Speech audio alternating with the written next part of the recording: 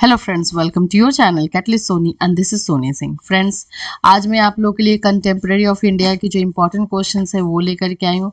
इसमें हम लोग जो है 40 क्वेश्चन टोटल करेंगे। ये 40 क्वेश्चन अगर आप कर लेते हैं तो आपको और ज़्यादा कहीं पे थ्योरी या कुछ भी देखने की ज़रूरत नहीं है।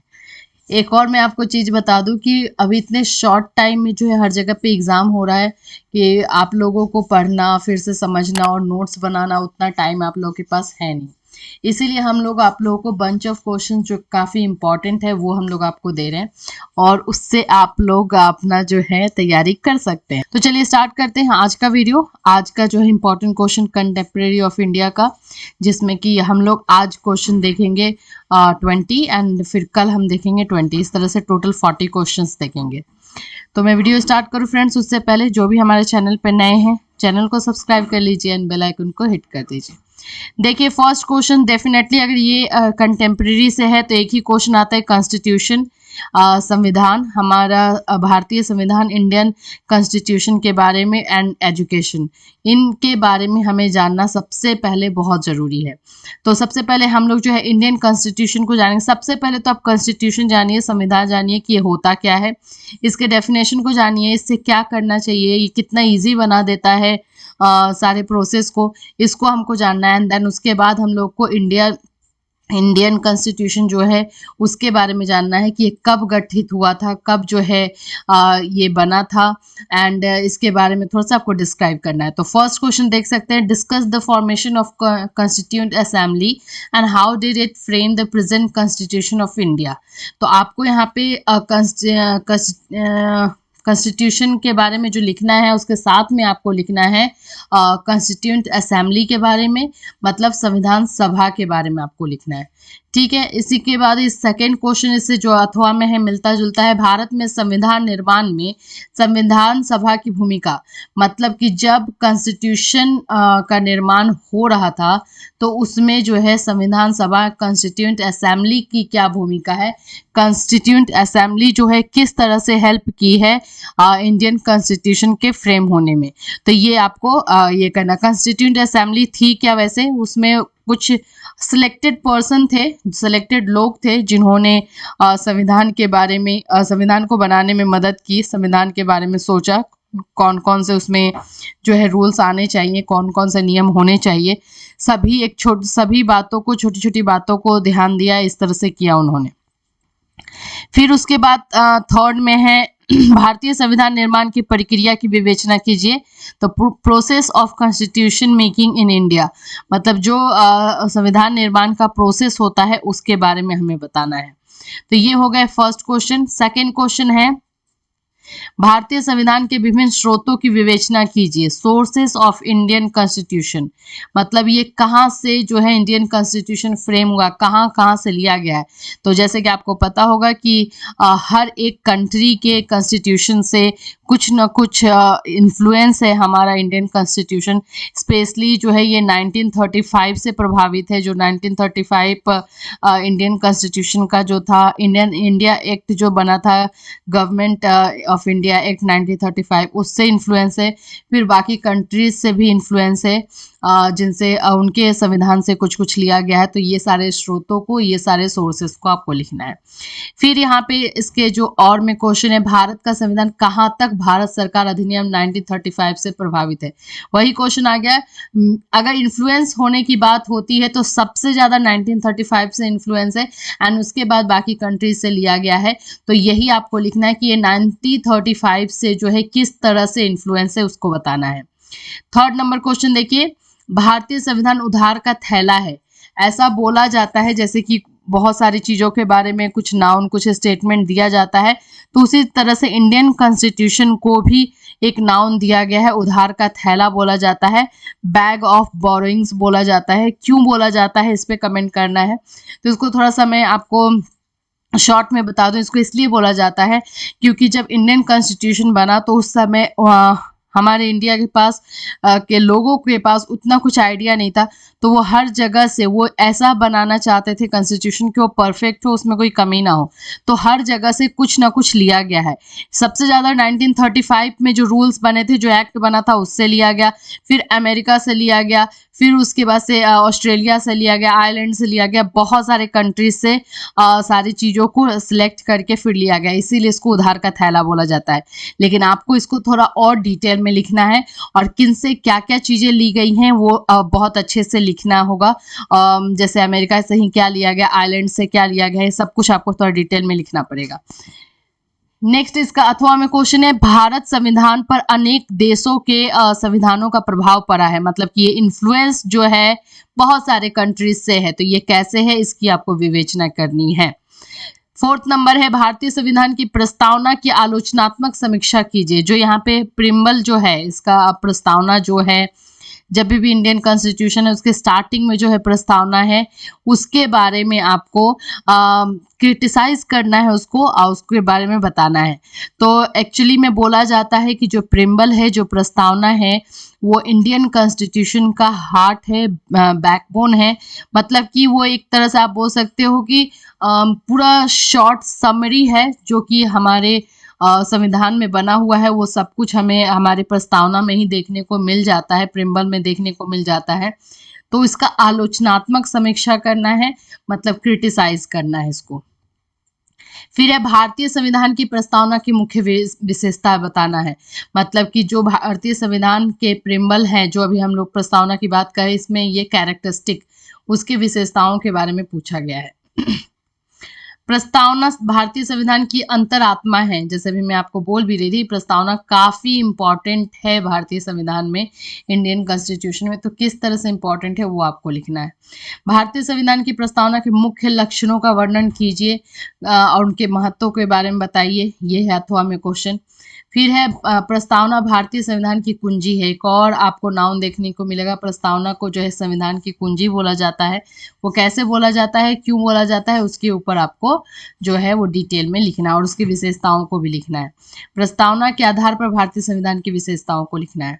फिर है, भारतीय संविधान की मुख्य विशेषता, आगे सैलिएंट फीचर्स आपको लिखना है इंडियन कॉन्स्टिट्यूशन के। भारतीय संविधान के मूल लक्षण, फीचर्स, बेसिक फीचर्स लिखने हैं आपको।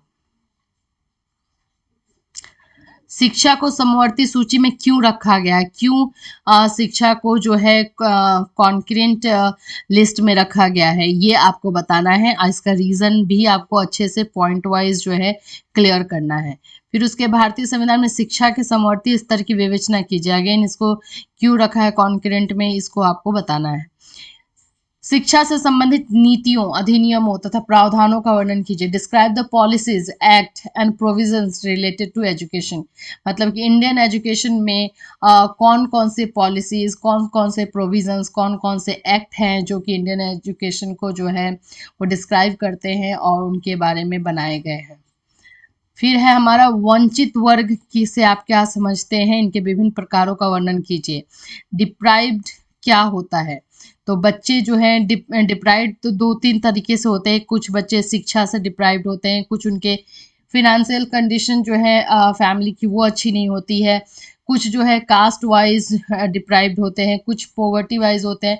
तो इस तरह से आपको उसके बारे में वेरियस टाइप्स भी लिखने हैं और उसको डिस्कस करना है। फिर है, अलाभकारी वर्गों से आपका क्या अभिप्राय है, इन वर्गों के लिए विशेष शैक्षिक सुविधाओं की व्यवस्था करने की क्यों आवश्यकता है, तो इनके बारे में बताना। ऐसे वर्ग, ऐसे कैटेगरीज के बारे में बात करनी है जिनको कि अच्छे से सुविधा नहीं मिल पाती है, उनके बारे में आपको बताना है और उनके लिए क्या क्या किया जा सकता है वो बताना है। फिर अलाभकारी वर्ग से आप क्या समझते हैं, वही क्वेश्चन है, उसी को ट्विस्ट करके यहाँ पे दिया हुआ है, आंसर सेम होगा। फिर सामाजिक पिछड़े वर्ग की संकल्पना क्या की व्याख्या कीजिए। मतलब पिछड़ा वर्ग जो होता है समाज में, उसके बारे में बताना है। फिर अनुसूचित जातियों, दैट मीन्स की जो discuss in brief the educational means and measures taken for equality of opportunities and security arrangements in term of scheduled caste and tribes. जो अनुसूचित जाति जनजाति हैं उनके लिए शैक्षिक साधन और प्रयास क्या क्या किया जा सकता है, कैसे जो है उनको समान बनाया जा सकता है, जो असमानता समाज में फैली हुई है उसको कैसे दूर किया जा सकता है वो। फिर है बालिकाओं स्त्रियों की शिक्षा, दैट मीन्स कि ये वही है गर्ल्स एजुकेशन के बारे में है, उनसे आपका क्या मानना है, क्या जानते हैं आप। और बालिका के लिए शिक्षा की आवश्यकता, लड़कियों के लिए शिक्षा की आवश्यकता क्यों जरूरी है, एंड वर्तमान स्थिति तथा मुख्य समस्याओं का वर्णन कीजिए। करेंट सिचुएशन क्या है गर्ल्स एजुकेशन को लेकर के, उसके बारे में, और उसमें क्या क्या प्रॉब्लम्स आती हैं उनके बारे में लिखना है। अगेन वही क्वेश्चंस है, थोड़ा सा ट्विस्ट करके दोनों जगह पे दे दिया गया है।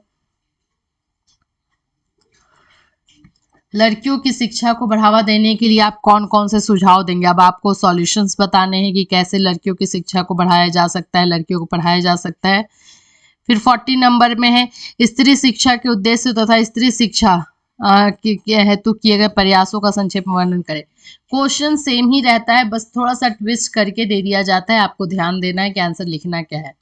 फिर भारतीय संविधान में दिए गए मौलिक अधिकारों की आलोचनात्मक विवेचना कीजिए। जो फंडामेंटल्स राइट दिए हुए हैं इंडियन कॉन्स्टिट्यूशन में, उनको जो है क्रिटिसाइज करना है। भारतीय संविधान में अंकित मौलिक अधिकारों का आलोचनात्मक, वही क्रिटिसाइज करना है।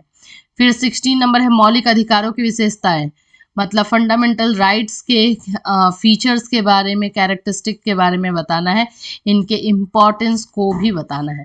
तो ये दोनों पार्ट 1 एंड पार्ट 2 कंबाइन करके जो सारा क्वेश्चन अगर आप कर लेंगे तो आपके एग्जाम के लिए बहुत ही यूजफुल क्वेश्चंस है, और सारे के सारे क्वेश्चंस काफी इंपॉर्टेंट है आपके लिए। फिर आपको कुछ और करने की जरूरत नहीं है, सब जानते हैं कि एग्जाम जो है हर जगह पे बहुत शॉर्ट नोटिस पे हो रहा है, तो आपके लिए यूजफुल होगा। तो इसमें सबसे पहला क्वेश्चन है what necessary promises are kept to make Sarva Shiksha Abhiyan successful. तो ये जो सर्व शिक्षा अभियान लिया गया था, बनाया गया था, उसको सफल बनाने के लिए कौन कौन सी आवश्यक जो है शर्तें रखी गई थी, कौन कौन से जो है प्रोमिसेस किए गए थे। तो ये क्वेश्चन है। इसका नेक्स्ट क्वेश्चन है भारत सरकार ने सर्व शिक्षा अभियान को सफल बनाने के लिए क्या आर्थिक व्यवस्था की थी, इकोनॉमिकली क्या हेल्प किया था वो। यहाँ पे आपको जो है जो जो प्रोमिसेस, जो जो शर्तें रखी गई थी वो करना है। फिर उसके बाद इकोनॉमिकली कैसे हेल्प किया गया वो करना है। यहाँ पे सेकेंड फेज जब हुआ सर्व शिक्षा अभियान का, दूसरा चरण जो हुआ, RMSA क्यों रखा गया, इसकी आवश्यकता क्यों हुई। जैसे कि पहले नाम रखा गया सर्व शिक्षा अभियान, लेकिन जब सेकेंड फेज में ही आया तो इसका नाम चेंज कर दिया गया।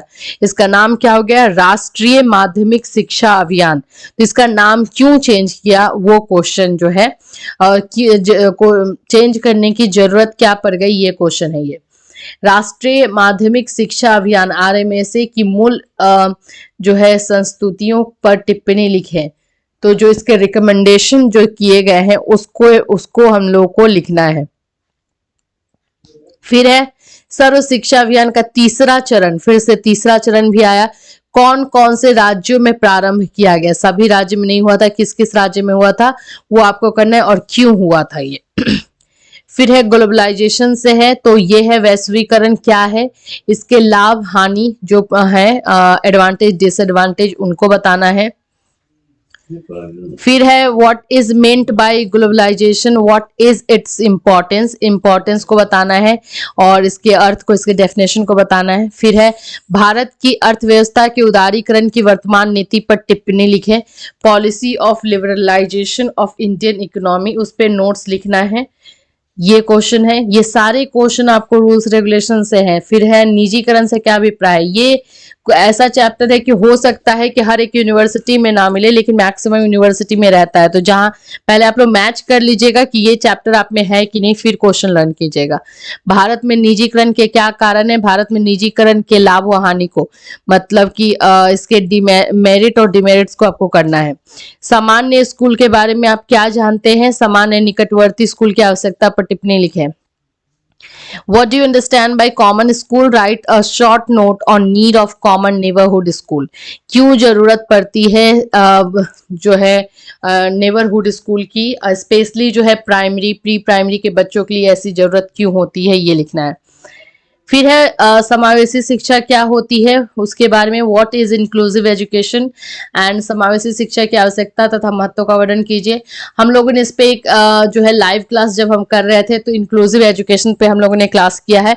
अगर आपको समझ में नहीं आ रहा है और थोड़ा समझना चाहते हैं तो आपको इंक्लूसिव एजुकेशन का जो वीडियो है वो जा करके देख लीजिएगा, बहुत डिटेल में वो लाइव क्लास किया गया है, तो आपको अच्छे तरीके से समझ में आ जाएगा, फिर आपको ज्यादा रटने की जरूरत नहीं होगी। Describe the need and importance of inclusive education, इसकी जरूरत क्या है और इसका महत्व क्या है वो बताना है आपको। 17 है आपका विशिष्ट शिक्षा से समावेशी शिक्षा में परिवर्तन पे एक संक्षिप्त लेख लिखे। Right a short note on transition of special education into inclusive education. फिर समावेशी शिक्षा क्या है, समावेशी शिक्षा के सिद्धांतों का वर्णन कीजिए। प्रिंसिपल्स ऑफ इंक्लूसिव एजुकेशन को लिखना है। फिर 17 नंबर है मुस्लिम कालीन शिक्षा पर एक विस्तृत टिप्पणी लिखिए। Right a detail note on education in Muslim period. फिर है आपका आधुनिकरण से क्या अभिप्राय है, आधुनिक शिक्षा पर विस्तृत टिप्पणी लिखिए। फिर है आधुनिक शिक्षा और आधुनिकीकरण में क्या संबंध है, जो अभी मॉडर्न एजुकेशन चल रहा है, मॉडर्नाइजेशन जो चल रहा है उसमें क्या रिलेशन है वो बताना है आपको। और आधुनिकीकरण लाने में अध्यापक का क्या योगदान हो सकता है, टीचर्स का रोल क्या हो सकता है वो। नए आर्थिक सुधारों से आप क्या समझते हैं, नए आर्थिक सुधारों की शिक्षा पर प्रभाव का वर्णन कीजिए। न्यू इकोनॉमिक रिफॉर्म्स क्या है और describe their impact on education. फिर है तकनीकी सशक्तिकरण में शिक्षा की भूमिका की विवेचना कीजिए। Discuss the role of education in technological development, इसके बारे में लिखना है। शिक्षा तकनीकी सशक्तिकरण में कैसे मदद कर सकती है, how can education help in technological empowerment, इसको आपको देखना है। यहाँ पे जितने भी क्वेश्चन हैं अब ये तकनीकी से ही है, टेक्नोलॉजी से ही है। तो यहाँ पे discuss the role of education in technological development, इसमें एजुकेशन का क्या रोल हो सकता है उसको आपको बताना है। ये भी क्वेश्चन उसी से मिलता जुलता है, how can education help in technological empowerment. 22nd question देखिए, एक आदर्श अध्यापक, यहाँ ये टीचर्स के बारे में बात करेंगे। एक जो आइडल टीचर होता है उसमें कौन कौन से जो है गुण होते हैं, योग्यता होती है, और इसको आपको डिटेल में बताना है। ट्राई कीजिएगा इसको पॉइंट में लिखने के लिए। सर्वव्यापी या वैश्विक शिक्षा में अध्यापक की क्या भूमिका है उसके बारे में आपको बताना है। फिर उसके बाद नेक्स्ट है समांतवादी नीति के रूप में आरक्षण का वर्णन कीजिए, मतलब कि ये जो आरक्षण मिलता है उसके बारे में बताना है। शिक्षा के समानता का क्या अर्थ है, शिक्षा के समानता लाने में आरक्षण किस तरह मदद करता है उसके बारे में बताना है। नेक्स्ट क्वेश्चन है अवसरों की समानता का क्या अर्थ है, भारत में शिक्षा के अवसरों की विषमताओं तथा भारतीय शिक्षा आयोग द्वारा शैक्षिक समानता के अवसरों को बढ़ाने हेतु दिए गए सुझाव को उल्लेख कीजिए। मतलब कि जो अपॉर्चुनिटीज मिलती है उसमें इक्वालिटी से आप क्या समझते हैं। शैक्षिक अवसरों में समानता तथा भारत में शिक्षा के अवसरों की विषमताओं, सेम क्वेश्चन है वो, थोड़ा सा ट्विस्ट किया हुआ है। ये भी सेम क्वेश्चन है, आपको इक्वालिटी जो है अपॉर्चुनिटी में वो उसके बारे में लिखना है। 25 देखिए, शिक्षा नीति के संदर्भ में शिक्षा के अवसरों की समानता, वही है आपका शिक्षा नीति के बारे में है ये। इस 1986 में जो शिक्षा नीति आई थी उससे रिलेटेड आपको लिखना है डिटेल में। फिर मिलेंगे, till then have a nice day.